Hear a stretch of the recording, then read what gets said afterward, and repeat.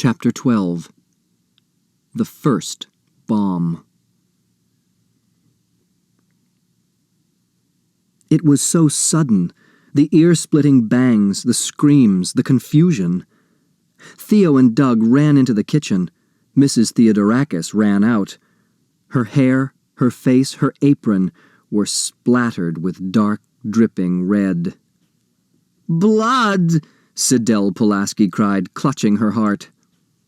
"Don't just sit there," Catherine Theodorakis shouted. "Somebody call the fire department!" Angela hurried to the payphone on the wall and stood there, trembling, not knowing whether to call or not. They were snowbound. The fire engines could not reach Sunset Towers. Theo leaned through the kitchen doorway. "Everything's okay. There's no fire." "Chris, honey, it's all right," Mrs. Theodorakis said, kneeling before the wheelchair. "It's all right, Chris. Look, it's just tomato sauce." Tomato sauce. Mrs. Theodorakis was covered with tomato sauce, not blood. The curious heirs now piled into the kitchen, except for Sidel Pulaski, who slumped to the counter. She could have a heart attack and no one would notice. Mr. Hu surveyed the scene, trying to conceal his delight. "What a mess!" he said. "That row of cans must have exploded from the heat of the stove." The entire kitchen was splattered with tomato sauce and soaked in foam from the fire extinguishers. "What a mess!" George Theodorakis regarded him with suspicion. It was a bomb. Catherine Theodorakis thought so too. There was hissing, then bang, bang, sparks flying all over the kitchen, red sparks, purple sparks. "Cans of tomato sauce exploded," Doug Hu said, defending his father. The others agreed. Mrs. Theodorakis was understandably hysterical. A bomb? Ridiculous. Sam Westing certainly did not appear to have been killed by a bomb. Judge Ford suggested that the accident be reported to the police immediately in order to collect on the insurance. "You might as well redecorate the entire kitchen," Grace Wexler, decorator, proposed. "It should be functional yet attractive, with lots of copper pots hanging from the ceiling." "I don't think there's any real damage," Catherine Theodorakis replied, "but we'll have to close for a few days to clean up." Mr. Hu smiled. Angela offered to help. "Angela, dear, you have a fitting this afternoon," Grace reminded her. "And we have so much to do for the wedding shower on Saturday."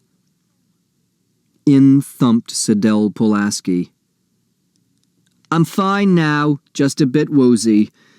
Goodness, what a nasty turn." Having recovered from the nasty turn, Sidel Pulaski settled down to transcribing her shorthand to Polish, then from Polish to English. Startled by loud banging on her apartment door, she struck the wrong typewriter key.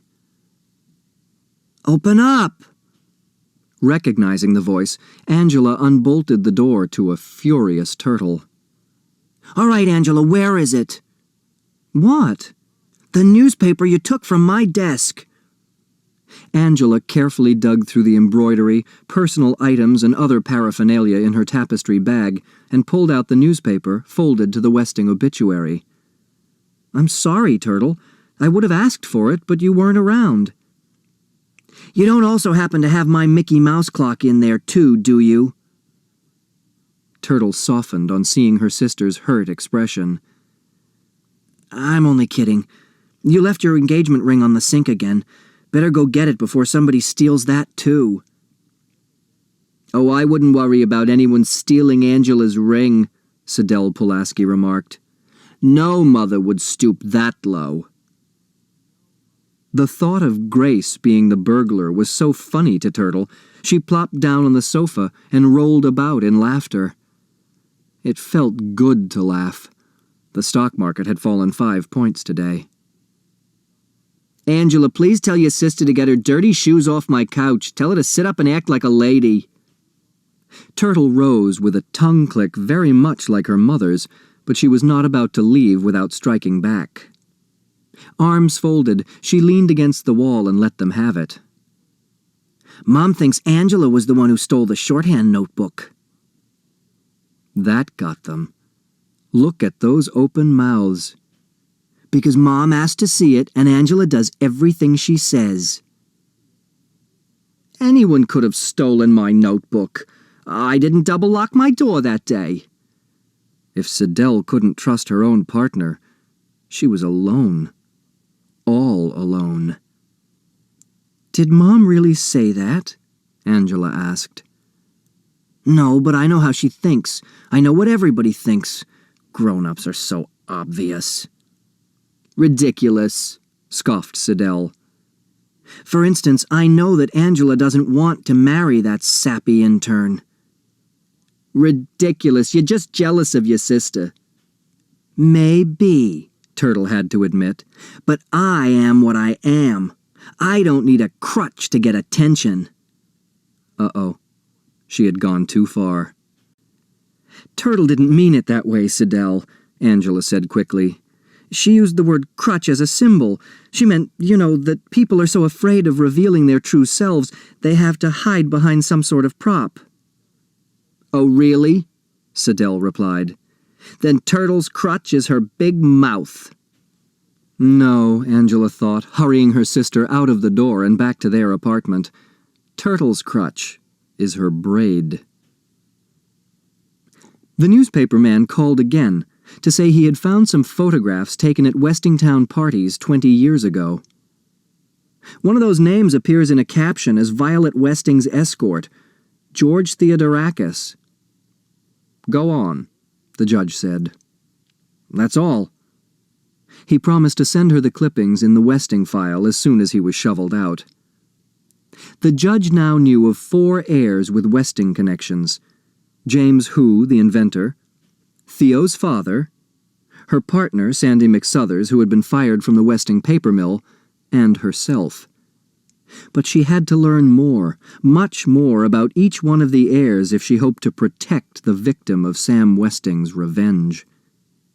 She would have to hire a detective, a very private detective, who had not been associated with her in her practice or in the courts.